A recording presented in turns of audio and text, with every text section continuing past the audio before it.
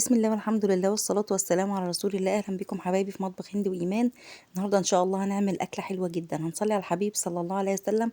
ومعانا فرخة مغسولة كويس جدا، وغلينا المية وهننزلها فيها، وبعد كده هنحط الإيه، اللهم صل على النبي، الإضافات بتاعتها، النكهات بتاعة الشوربة، زي البصل والفلفل الأسود والطماطم والحبهان والمستكة وورق اللورة. اللهم صل على حضرة النبي صلى الله عليه وسلم. دي كوبيبة صيني، لا ده الفلفل الاسود. بحب دايما احط مع اللحمه والفراخ اللي بيتسلقوا دي الكبابه الصيني. فلفل اسود، بحس ان هي بيديها ريحه حلوه جدا. هنسيبها بقى تستوي مع بعض وهنشوف هنعمل ايه. واول ما الفرخه تغلي معاكي توطي عليها. هنا معانا حله، اللهم صل على حضرتك يا نبي صلى الله عليه وسلم. وبعد ما الفرخه دخلت في السوا، اللهم صل على النبي، هناخد الشوربه بتاعتها علشان نعمل حاجة من الخضار حلوة جدا، اللي مش كل البيت بيحبها او مش كل البيوت بتحبها. هي الايه، هي الخبيزة. الخبيزة من الورقيات المفيدة جدا جدا زي السبانخ. بس للأسف في ناس ما بتعملهاش كتير وبتقول ان هي مش بتحبها. الطريقة دي هتخليكي تحبيها، وطريقة ممتازة. خدنا شوية شوربة من الحلة وحطيناهم في حلة فاضية، وهنغسل شوية رز يا دوبك. يعني لو تقولي معلقتين او معلقة، بصي قد ايه، مش مكملين معلقتين. غسلناهم كويس جدا وهننزل بيهم على الايه، على الشوربة اللي احنا ايه خدناها من الفرخة اللي احنا ايه سلقناها، اللي هي ب 200 جنيه. تمام، ما علينا. بس الفرخة دي مش ب 200 بصراحة، عشان الفرخة دي كان بقالها فترة في الفريزر عندي. هنا معانا الخبيزة، اللهم صل على حضرة النبي صلى الله عليه وسلم. غسلتها كويس جدا جدا، ولازم تغسلي الورقيات كويس جدا، ولازم تغسليه بالخل. غسلتها كويس جدا، بص المية زي القشطة. وهنبتدي نعملها في الكبة. طيب يا هند، انت بتعملها في الكبة ليه؟ الخبيزة بتتخرط. معلش انا دراعي وجعني والله، وبدعوا لي ربنا يشفيني. ما بقدرش اخرط حاجة دلوقتي، فبعملها في الايه، في الكبة. علشان كده مش هعملها معاكي في الكب، بس ان شاء الله هتبقى حلوه وايه، وهتطلع زي التخريط بالظبط. بصي مش ماشيه معاكي في الكبه، اديها شويه ميه، شويه ميه صغيرين او شويه شوربه. هنا كان الرز ابتدى يخش فين، في السوا او دخل في السوا. بصي خرطتها اهي، تخريط المخرطه بالظبط. هي المفروض من الاصل انها تتخرط آه زي الملوخيه الخضراء.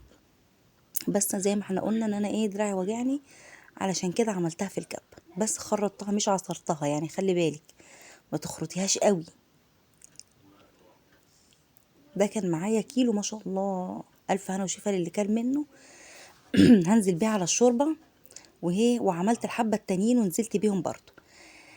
هنا كان عندي كيس في الفريزر فيه السلق بتاع القلقاس ومتخرط في يعني انا بخرط السلق وبشيله في الفريزر، بشيله بالخضره بتاعته. يعني بشيل السلق وبشيل اللهم صل على حضره النبي، الشبت والكزبره. خدنا معلقه كده وحطيناها عليهم. وهناخد معلقه توم برضو كده، ممكن تعملي هريسه شطه تحطيها، بس عشان انا ما بحب، عندي ما بيحبوش الحاجه الحراقه، فعشان كده ما حطيتهاش. وحطيت معلقه، نص معلقه توم كده، حبه صغيرين. وخلي بالك ما تكتريش التوم علشان هنعمل لها طشه. خدنا حته سلق تاني صغيره علشان نعمل الطشه بيها، بتبقى تحفه.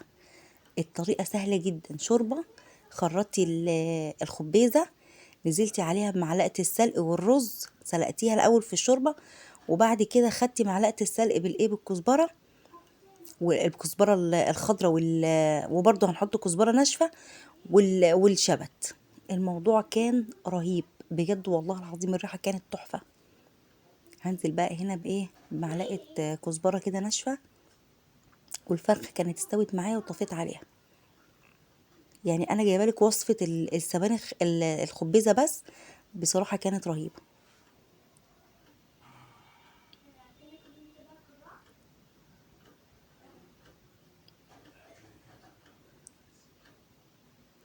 هنبتدي بقى كده نشوحها او نحمرها.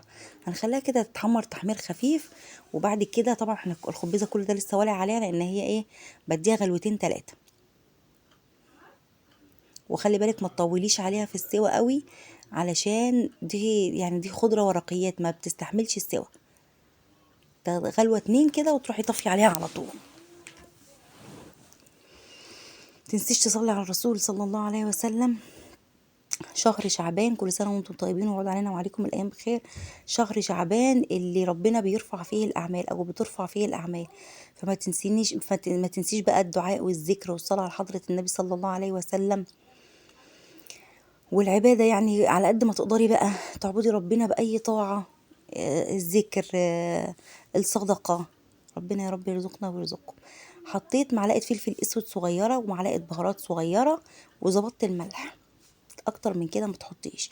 وزي ما انت شايفة كده الرز استوى فيها، والرز مش كتير. لو انت حابة تكتري كتري، بس انا شخصيا ما بحبش اكتره، ممكن تستغني عنه خلاص كمان. بس انا حبيت اوريكي الطريقة، بس الطريقة بصراحة طلعت طعمها تحفة. الف هنا وشفا للي كان منها. اهي اتحمرت بقى تحميرة اللهم صل على حضرة النبي، السلق على معلقة التوم على حتة السمنة، وشمي بقى احلى ريحة.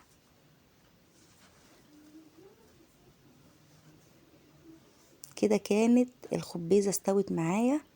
هطفي واغطي عليها علشان كنت عاملة جنبيها محشي، ومرضتش اطول الفيديو ونجيب طريقة المحشي عشان جبناه كذا مرة في القناة.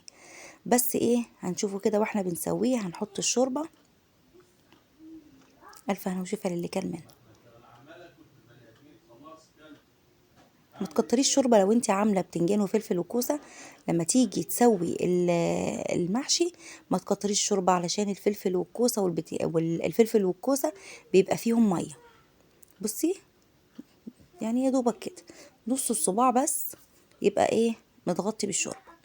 شيل الطماطمية اللي وقعت دي وهنغطيه وتستوي. والفرخة بتاعتنا كل اللي احنا هنعمله هنحمرها، تدهنيها بس كده دهنة زيت خفيفة وتدخليها الايه الفرن. لو انتي وصلتي معايا بقى هنا الخبيزة خلصت والمحشي هيستوي والاكل بتاعنا، ما تنسينيش بقى في اللايك والشير والسبسكرايب لمطبخ هند وايمان.